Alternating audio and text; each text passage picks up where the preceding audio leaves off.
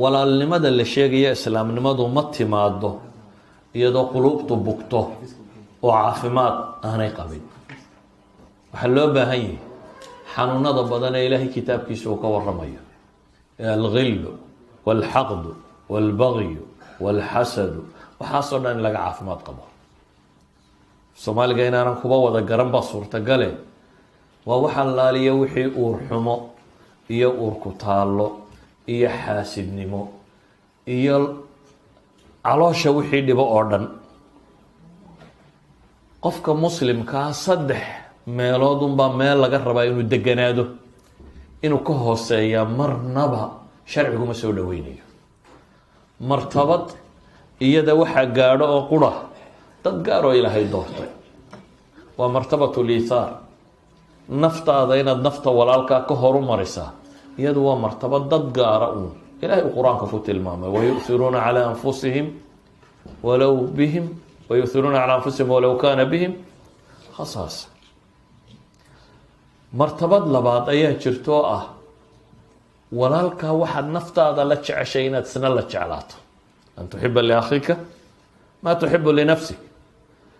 martabad ka hooseysaa jira labadaaba. waa tan aynu ka waramayno. waa qalbigaagu inuu caafimaad qabo, at least inaad bukin, ugu yaraan inaad ahayn qof cuqdad iyo ciil iyo cadho iyo xaasidnimo qaba, ugu yaraan inaad noqoto qof laabtiisu ay caafimaad qabto. maanta masaa-il baa jira dadku ay fudaydsadeen, laakiin aynu midhaheedii hayno. maanta caalamulislaami dhammaantii dhib baa ka taagan. ma aha inuu dadka ka xoolo yaryahy, ma aha inuu dadka ka caqli yaryahy, ma aha inuu dadka ka hubi yaryahy. waxaasoo dhan maaha. ilaa nuclear weban bay haystaan. laakiin waa maxay xaqiiqada jirtaa? waxa weeyaan waa inay laabuhu bukaan. dabeetana ninba nin rabo inuu reebo, ninba nin uu rabo inuu ku ciil baxo, midba miduu bagaleeyay jabkiisa. mujtamac noocaasina afraad ahaanna ma guuleysto, midhmidh uma guuleysto, koox kooxna uma guuleysto, dowlad ahaanna uma guuleysto. walidaalika caalamulislaami waxay yaallaa waa uurxumada muslimiinta dhex taalla ayaa midba mid reebaya. meel kastoo dagaal ka dhacayo, gaalada qaar baa la safan, qaar baa dhan kale u safan, dhammaantood baa colaada iyo uurxumadu dhex taalla. dad badan oo maanta muslimiina waxay ku dhawaaqayaan war hala midoobo, oo soomaalidu ugu horeyso. soomaalidu way soo kartay, dhib tiro badan baa soo gaadhay. in rubuc qarni ka badan ayay dhulka taallay. hadda dad badan baa waxay leeyiin aan dib u midowno, dib u midowno. haddaynu bukno miyaynu midoobi karnaa? su-aasha waa taa. haddaan laabtu caafimaad qabin miyaad midoobi karaysaa? haddii xanuunada tani, idan kelimatulmuslimiin inay midowdo waxaa ka horeeya caafimaad qabto. in dad wax wada yeelo kara ay noqdaan. qof kasta oo raba inuu ku dhawaaqo midnimo iyo guul iyo walaalnimo iyo dadna waxaa ka horeysa inuu ku dhawaaqo in dadkan iscafiyo oo isasaamaxo oo laabta bukaanka ku jira inuu soo baxo. qofkii laabtiisu caafimaad qabtaa ka fardan, qof qura xataa hadduu yahay, wuxuu seexdaa isagoo caafimaad qaba, isagoo aan noloshiisu warwariyo tiiraanyo lahayn, isagoo aan laabtu huraynin. dadka badh baa waxay seexdaan iyagoo cadho la gamila. maalinba warka yare uu soo maqlo ama fadhidu kudirarka inta laga lahaa hurdadaba ka qaadaa, isagoo ciil qabu sariirtiisa taga.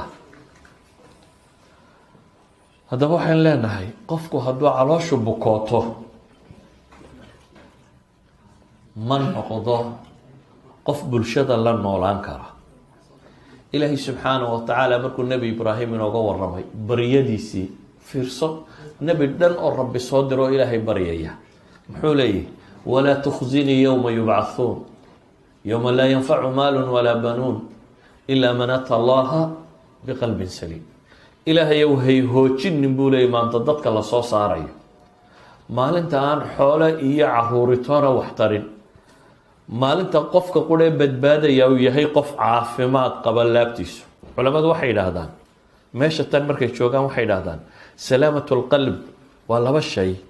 midna waa salaamatu lqalb laga qaado inaad shirki iyo xumo kale ku jirin, laabtaadu inay ka caafimaad qabto gaalnimo iyo qurunkeedo ilaahay towxiidka aad u khaalis yeesho. midna waxay yidhaahdaan waa salaamatu sadri ah in makhluuqaadka siiba dadka mu'miniintii inay kaa nabad galaan oo aanad maxay wax laab xumo iyo dhib aanad hayn. walidaalika nebi ibraahim ilaahay qur-aanka markuu ammaanayey waxaa la yidhi waina min shiicatihi laibraahim id jaaa rabbahu biqalbin saliim. nebi nuux kooxdiisa waxaa ka mida baa ilaahay yidhi, dadka jidkiisii haya nebi ibraahim baa ka mid a. id jaaa rabbahu biqalbin saliim baa ilaahay yidhi, markuu rabbigii ula yimi qalbi saliima. idan ayuha laxiba,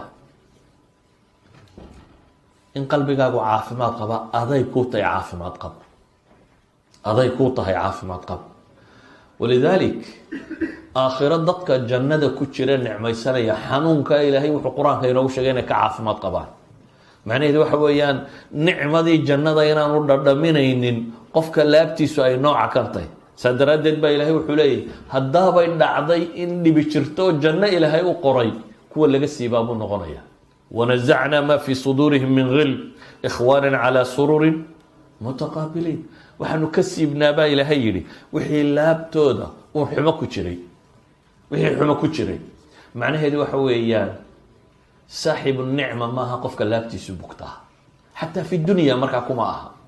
haddaad rabto ahlu jannuhu siday u nool yihiin oo kale inaad u noolaato adoo adduunka jooga, noqon maxay mid laabtiisu caafimaad qabto.